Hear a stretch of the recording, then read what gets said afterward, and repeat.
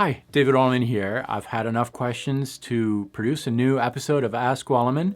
I'm going to get to it. If you have new questions, leave them below. I might answer them in the next episode. Let's get started. This first question is from David, who's a new follower, so thanks for watching my videos. And David is asking, what exactly is your business? How do you describe your market? What do you sell? And all that good stuff. Thanks for asking that, David. My business is kind of evolving. It changes as things go. My strategy from the start started about 10 years ago, and at the time I had a regular job, and I knew that I wanted to be independent. I knew that I loved playing guitar, writing music, teaching, but I didn't really have a product. So my strategy has been from the start to build an audience, and that's what YouTube is about for me. I started building an audience and thinking that eventually, once I have something to sell, people will probably buy it if they like me and if they trust me. So that doesn't mean that I'm going to release anything and just sell it out there. I still wanted awesome quality. And so I took all these things together, all the things that I liked doing, the things that I were good at, and started with just a handful of private students. And instead of having them come over here, I would film my videos and sell those videos, build a curriculum, and sell those videos over and over to new students. This eventually became guitarplayback.com, which has been running for, I think we're getting on the 9th year anniversary. Now I'm hiring new teachers to produce content, and that's the main business. Now on the side, there are other things that kind of interest me, and I pursue those things as they come. And those are playing gigs or mixing or recording session work for other artists. All those things in Guitar Playback has allowed me the freedom to not only be tied to a full-time job. I probably work about 20 hours a week because from the start I decided to work smartly and pursue other things. So I'd be happy to answer more questions about this. If those business questions are of interest to you, leave the questions below. Joan asks, have you ever thought of a MIDI guitar for all the transcription work? Yes, definitely. It would be awesome if I could just play and it transcribed exactly everything that I play on the spot. Unfortunately, I don't think MIDI technology is there yet. I don't think it ever will be there as far as a traditional guitar goes. I think it's going to require for someone to completely rethink the guitar and redesign an instrument that plays exactly like a guitar, that allows all the nuances that a guitar player can do and translate that into MIDI language. There has been different instruments that came out that would allow for really specific techniques to work well as far as translating to MIDI, like legato playing, for example. But as far as a MIDI instrument that really takes all the different techniques that a guitar player can use to express himself and translate that into a MIDI language, I don't think the technology is there yet. I don't think it ever will on a traditional guitar instrument, unfortunately.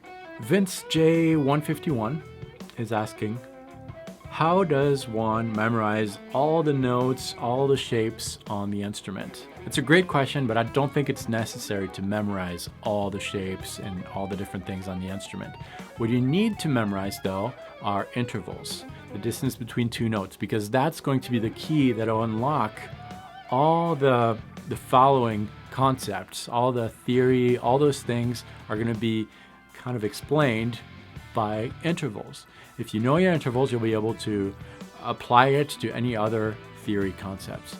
Also, a very important aspect of playing, in my opinion, is that invisible thread that takes place between the source of the musical idea in your mind and the outcome through the fingers. That invisible thread needs to be reduced, or at least the speed at which the information takes transfer between the source of the idea and your fingers need to be greatly reduced. Just like when I'm talking to you, I don't have to think about putting my mouth a certain shape in order to make those sounds.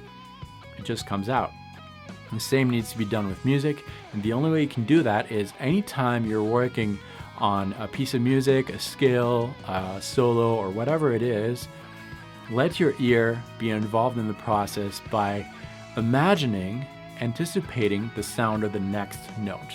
That's going to help that thread, invisible thread, to be reduced, and eventually the ideas will just flow out. It's way more efficient to be able to make up a melodic idea in your mind and translate it automatically without knowing what kind of shape you're using.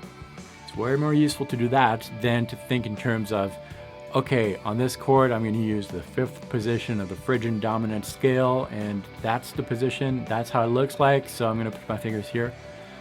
You don't want to do it that way. You'd rather have your inner musician, inner ear, be in control of your music, as opposed to have your fingers and those shapes be in control of the music. That's going to make a very sterile solo. Finally, we have a lot of people who are asking about Evolving Seeds of Glory.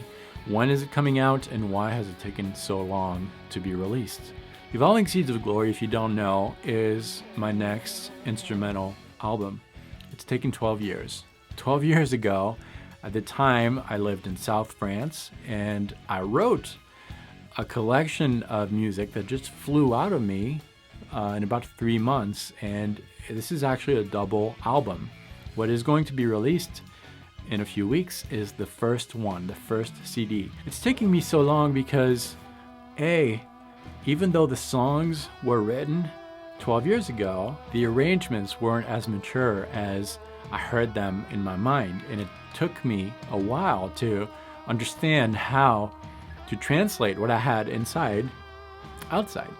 Also, the gear changed, and now the tones that I get and the sounds that I have access to are a lot more realistic. They sound a lot better than they did 12 years ago. And then finally, it took me a while to find the right musicians. This album has gone through the talented hands of 3 different drummers. They were all great in their own respect, but they didn't quite fit exactly what I had in mind until I met Nick DeVirgilio, who recorded this album. He did drums on that. Randy George has been a constant faithful friend. He's playing bass on the album, and he actually tracked the whole album 3 times with all these different drummers. And so thank you, Randy. I'm finally to a point where I am pretty much done. I just have to tweak this last song. It's giving me a few issues, but it's almost done. The mix for the rest is ready. It's going to be sent to mastering as soon as I'm done with that last song. It's coming out soon. All the artwork is done, and I'm excited to tell you more about it as soon as it's done. That's it for now. If you have more questions, leave them below. Don't miss next Friday, because I've got a new series coming out on building a song. I'll see you in the next episode. Thanks so much for watching. And if you haven't subscribed yet, make sure you do to be up to date on future videos. Thanks for watching this. I'll see you next time.